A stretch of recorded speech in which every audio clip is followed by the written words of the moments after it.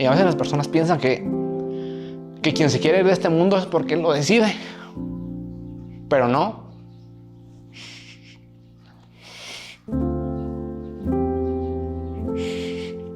Nadie despertándose bien, tranquilo en la mañana, dice, me quiero ir, no quiero existir.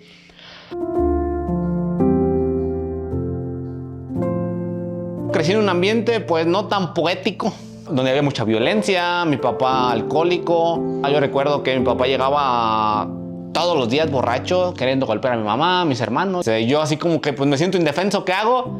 Nada más temblaba, lloraba, sentía mucha ansiedad, mucha frustración de no poder hacer nada.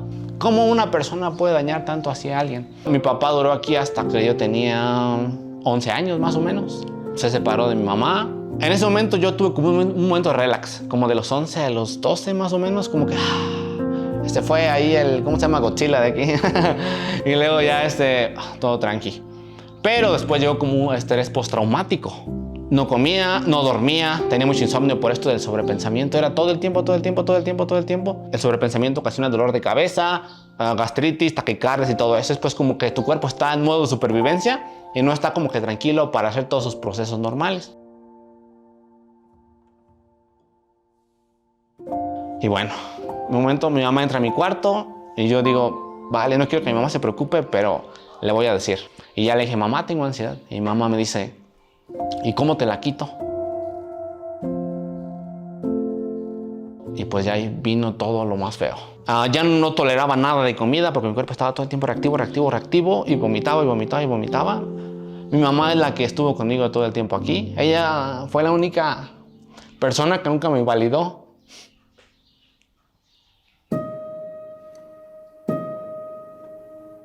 Hay una presa en coche, como unos 10 minutos de aquí. La presa Solís, a veces voy a correr para allá. Y dije, pues yo no sé nadar, voy a ir para allá. Esperé un día, recuerdo que en la tarde, era la misa de las 6. Esperé a que mi mamá se fuera a misa. Y me salí pues por ahí, por el camino para ir a la presa.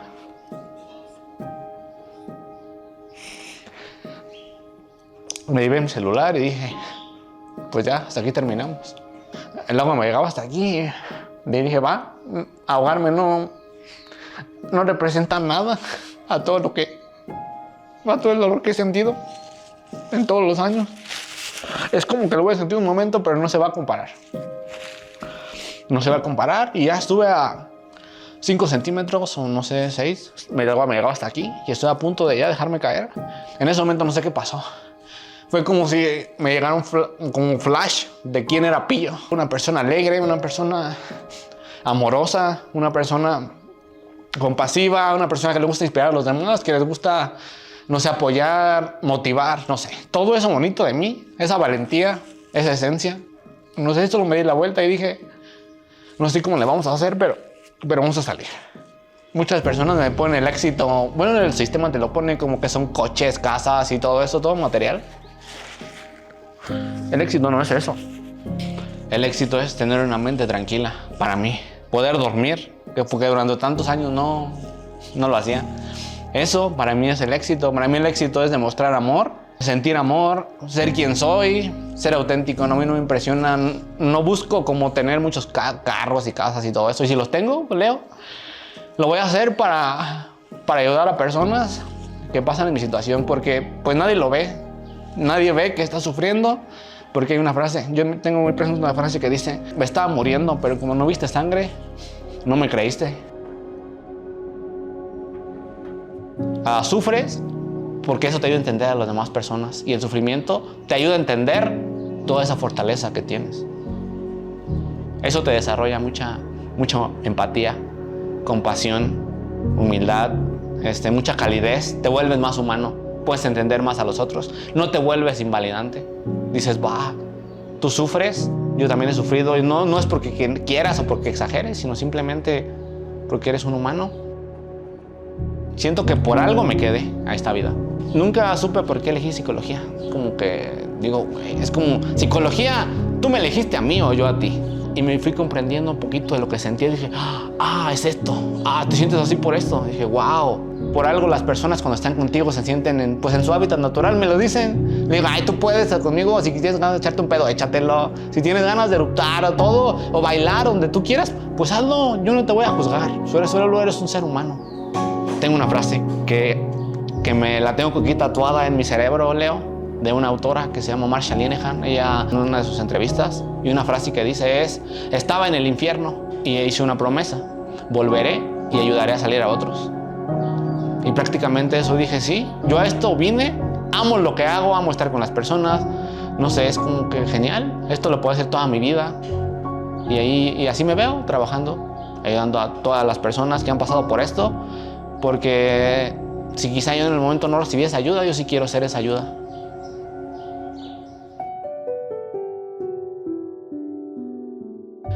Yo ahí me di cuenta de que dije, esto es lo tuyo. Me gusta mucho atender a los pacientes en urgencias que llegaban por intento de suicidio y llegaban muy seguido. Y a mí me gustaba atender esos casos porque siempre me decían, ¿y cómo es que puedes entenderme? ¿Cómo es que puedes saber lo que siento? Y yo así como que, unos pedillos. La sociedad nos tiene el mensaje de tienes que ser feliz siempre, tienes que ser feliz, tu meta es ser feliz. Yo mucho tiempo lo pensaba, pero ahorita no, llegué, no, ridículo, no. Yo no voy a caer en eso porque, mira, querer que estemos felices siempre, paradójicamente hace lo contrario. La cultura del ser feliz siempre, tienes que ser feliz siempre, solamente crea frustración. Querer ser felices siempre es antinatural, no se puede. Tienes un momento a solas y llegan recuerdos, pensamientos, sensaciones, emociones que nunca se pueden ir. Porque no tenemos un botón de apágate cerebro, switch. Así como que no tenemos eso. Los pensamientos están ahí, los recuerdos están ahí. Y no se trata de eliminarlos, ni de creer que no estén. De hecho, mira, te voy a decir algo. Si yo te digo, no pienses ahorita en una concha, no pienses en un pan, viene a tu mente el pan, ¿no? Así funciona acá adentro. Aprender a sentirte así y decir, me siento así, no tengo que sentirme de otra manera. Esta emoción viene por algo, la voy a abrazar, le voy a decir, a ver, preciosa, metafóricamente, échate un cafecito acá, ¿sí? ¿Qué necesitas? Porque al final de cuentas, uno a veces es un poquito como duro consigo mismo, como autocrítico, como que, ay, ¿por qué sientes eso? Y pues los hombres son los que más se suicidan, porque tendemos a no hablar las cosas.